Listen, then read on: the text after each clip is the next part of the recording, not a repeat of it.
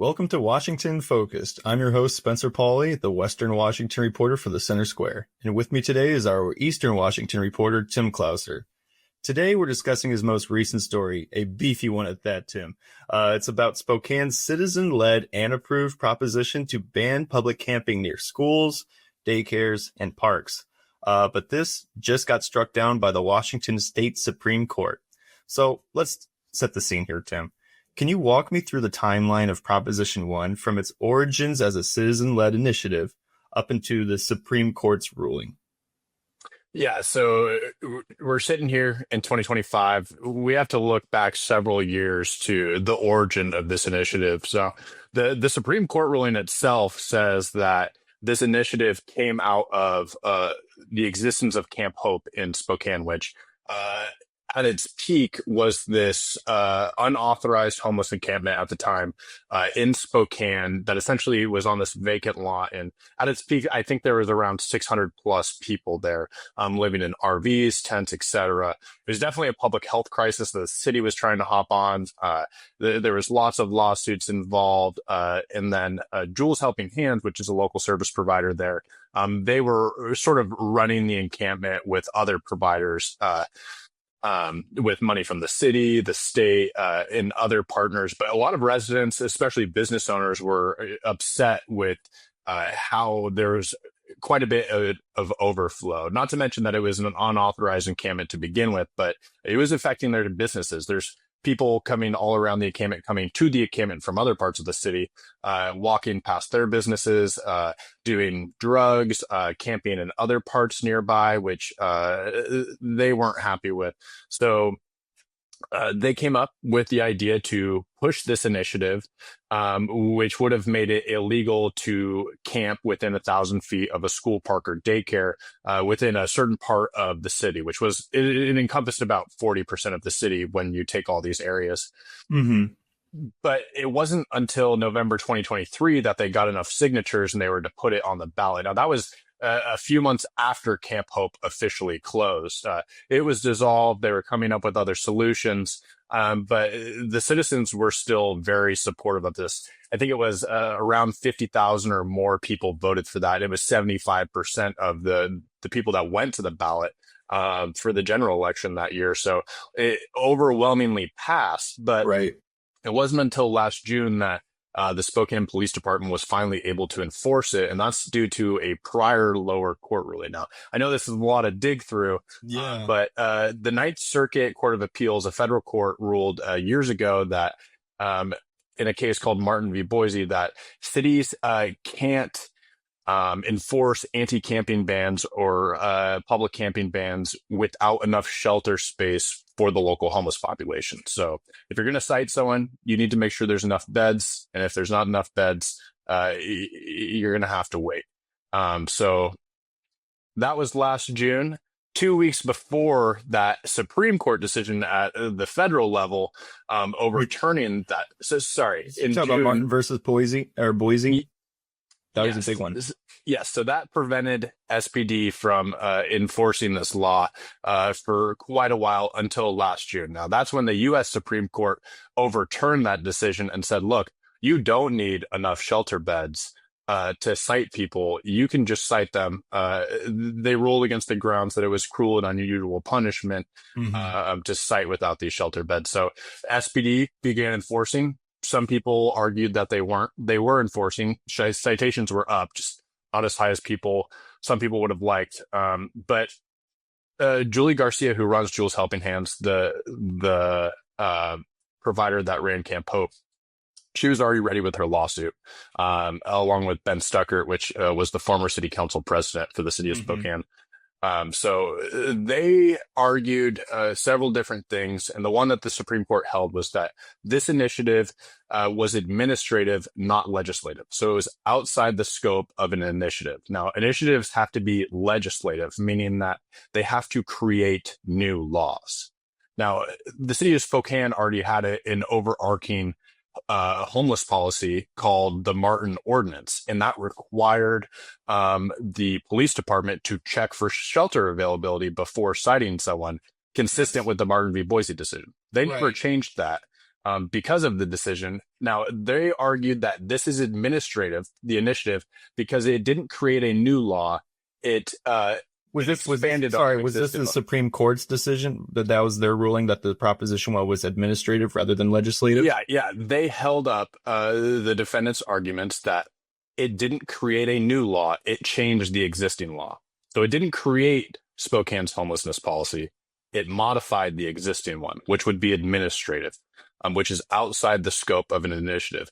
Now, the city council could have done this themselves and it would have held, but they didn't. It was a citizen initiative, which was administrative, which is technically outside the scope. Now, the county clerk had warned that this might happen before it even went on the ballot, but they ran with it anyways, hoping that the court wouldn't rule that way. Now, two other courts ruled against the lawsuit and said, look, the law is good, but when the Washington Supreme Court got its hands on it and finally got around to a ruling, they disagreed.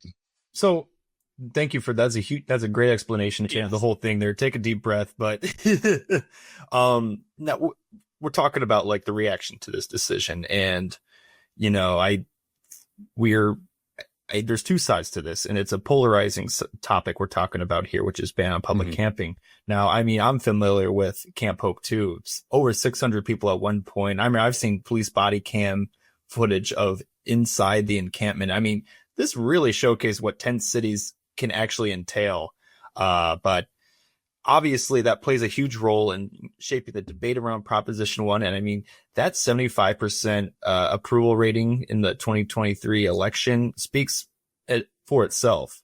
Now, with the Supreme Court's ruling, I'm thinking about business owners. These are probably the people that have to deal with these homeless people maybe coming in, causing a scene, and distracting, you're just pushing customers away, whether it's, you know, a restaurant or whatever else within Spokane. I'm curious to know what, you know, business owners are saying about this, or anyone who was speaking for them when it comes to this Supreme Court ruling. Did you get anything from that? Yeah, the business community, I'd say, when you're looking at it as a majority, they're not pleased with the ruling. Now, it's notable to say that, you know, wherever you go, Spokane or otherwise, if there's a ruling like this, there's a percentage of the business community is overwhelmingly in support of the homeless community and trying to support them in any way possible. But that's not really the case for the majority. There's some businesses, overwhelmingly, they came out and said, look, this was a common sense law to protect the state of public safety around the city. And it gave us a tool to protect from public camping, open air drug use, and other things like that. So they weren't happy. They were saying, look, this isn't a win. We shouldn't be letting people die on our sidewalks. Now, the rest of the country last year, they saw declines in overdose rates.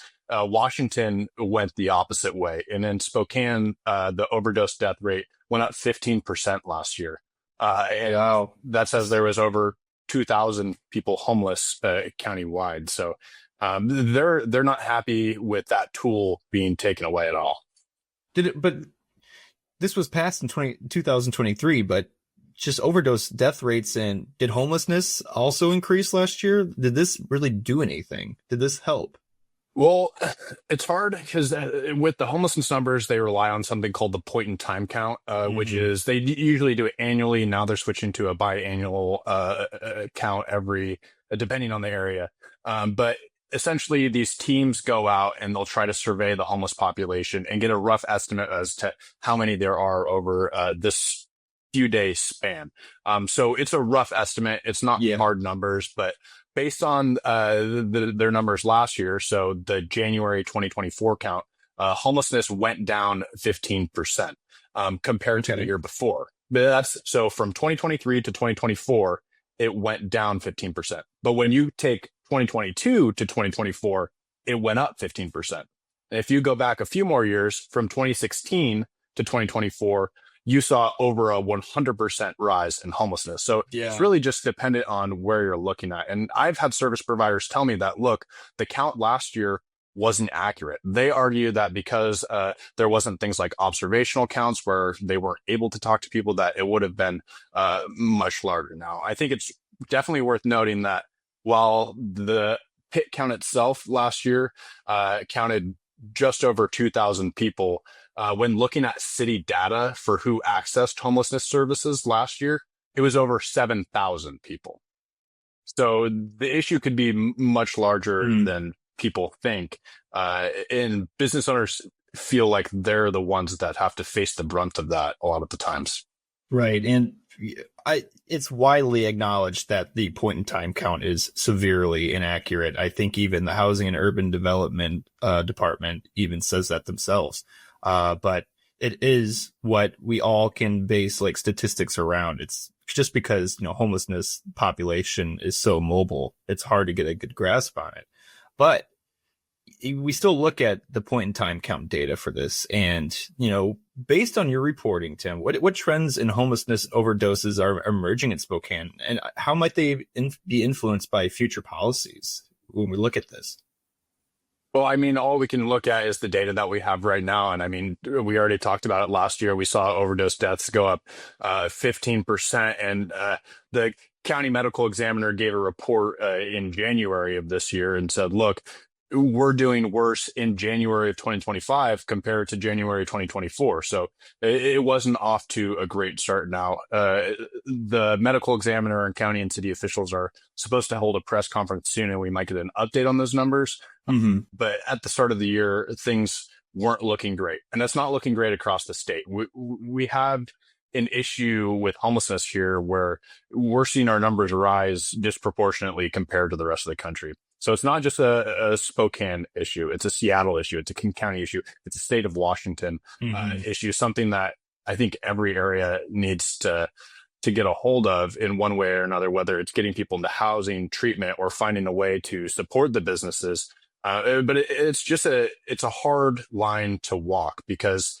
you need to support your businesses that are bringing in revenue for the city, that help the city function and pay for the city services.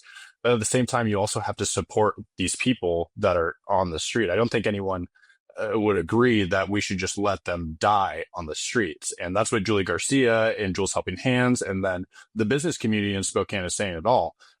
They want to come together and find another solution, but it's hard to say what that might be at this point, because no city has solved homelessness.